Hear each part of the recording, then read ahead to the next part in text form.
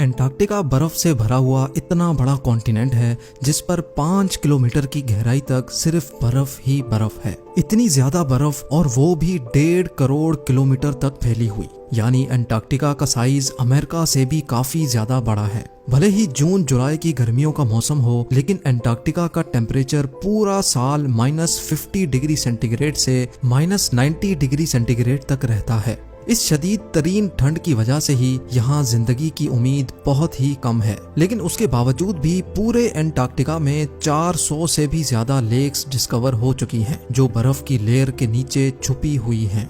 GeM TV के videos में एक बार फिर से खुशामदीद। नाजरीन, एंटार्क्टिका में ना ही कोई टाइम जोन फॉलो होता है और ना ही यहाँ किसी कंट्री का कब्जा है। हत्ता के पूरे एंटार्क्टिका में सिर्फ 2 ATM मशीन्स लगी हुई हैं। कई लोगों का मानना है कि एंटार्क्टिका की बर्फ के नीचे कई राज पोशीदा हैं। कुछ का तो ये भी मानना है कि बर्फ से ढके हुए इस मिस्टीरियस कॉन्टिनेंट के नीचे एक अलग ही दुनिया बसती है जहां एलियंस का राज है। लेकिन रिसर्चर्स और आर्कियोलॉजिस्ट इस मिस्टीरियस कॉन्टिनेंट के पोशीदा राजों को फाश करने के लिए दिन रात मेहनत कर रहे हैं। इन्होंने यहाँ चंद ऐसी चीजें भी तलाश की हैं जिनको देखकर साइंस भी हैरान रह जाती है। और आज आप देखेंगे एंटार्क्टिका की बर्फ के अंदर से मिलने वाली चंद हैरत अंगेज चीजें। तो आइए शुरू करते हैं। नंबर 8। 2009 में एक डिस्कवरी ने रिसर्चर्स के रोंगटे खड़े कर दिए जब एंटार्क्टिका की बर्फ के अंदर से एक बिल्ली का ढांचा मिला। लेकिन इसमें हैरान करने वाली बात ये नहीं थी कि ये ढांचा बिल्ली का है, बल्कि हैरान करने वाली बात ये थी कि ये जिस बिल्ली का ढांचा था वो आम बिल्ली नहीं बल्कि अंडे देने वाली बिल्ली थी। जब रिसर्च लैब्स में इस अजीब बिल्ली के ढांचे पर मजीद तहकीक की गई तो मालूम पड़ा कि ये जानवर कम से कम भी 2 करोड़ 50 लाख साल पहले धरती पर पाया जाता था।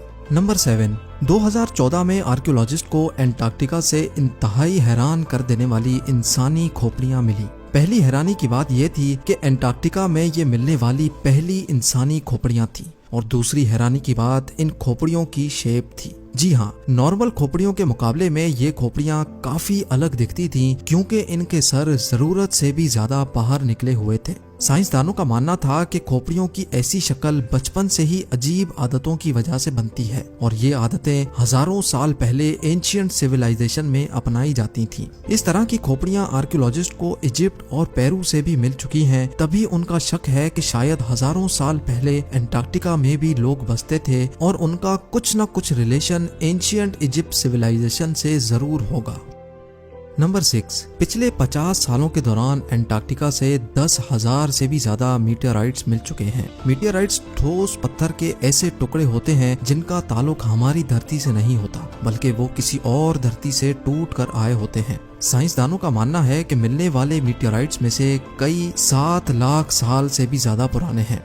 वैसे तो ये पता लगाना बहुत ही मुश्किल है कि इन मीटियोराइट्स का ताल्लुक किन सितारों या प्लेनेट से है, लेकिन 2002 में एंटार्क्टिका पर गिरने वाला एक छोटा मीटियोराइट 2015 में डिस्कवर किया गया था, और साइंस का मानना है कि ये कहीं और से नहीं बल्कि मार्स से टूटकर आया है, क्योंकि इस मीटियोराइट के अंदर ऐसे बैक्टीरिया थे जो मार्स पर पाए जाते हैं।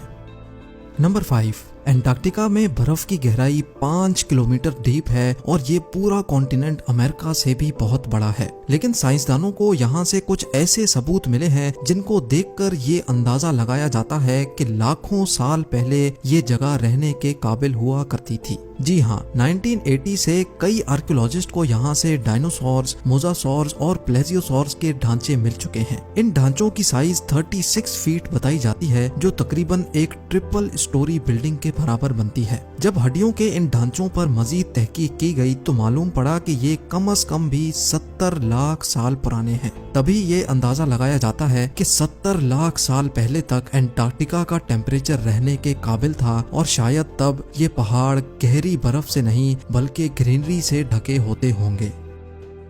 नंबर 4। वाटरफॉल्स तो हम सबने कई बार देखे हैं, लेकिन एंटार्क्टिका में टेलर ग्लेशियर के मकाम पर एक पॉइंट ऐसा भी है जहां वाटरफॉल नहीं बल्कि ब्लड फॉल होता है। 1911 में टेलर नामी एक साइंटिस्ट ने पहली बार इस ब्लड फॉल को डिस्कवर किया था। कई सदियों तक यही माना जाता था कि वाकई इस ग्लेशियर के अंदर से खून बहता है, लेकिन मॉडर्न साइंस ने जब इस पर मजीद रिसर्च की तब उनको जो मालूम पड़ा वो इससे भी ज्यादा हैरत अंगेज था।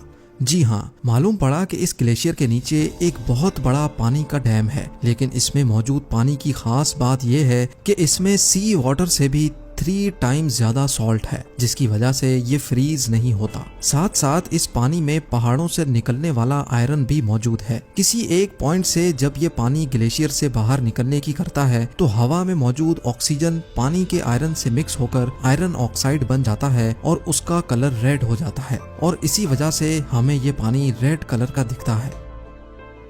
नंबर 3, ब्लड फॉल ग्लेशियर के नीचे मौजूद पानी में साइंसदानों को एक और हैरान करने वाली चीज भी मिली। पानी में टोटल 17 टाइप्स के बैक्टीरिया भी पाए गए, जिनको जिंदा रहने के लिए ऑक्सीजन और सनलाइट की भी जरूरत नहीं होती। एक्सपर्ट्स का मानना है कि ये बैक्टीरिया की ऐसी किस्म है जो ऐसे प्लैनेट्स पर पाई जाती है जहाँ पर ऑक्सीजन और सनलाइट का नामो निशान तक नहीं होता। लेकिन ये बैक्टीरिया हमारी धरती पर कैसे आए, ये राज अभी भी पोशीदा है।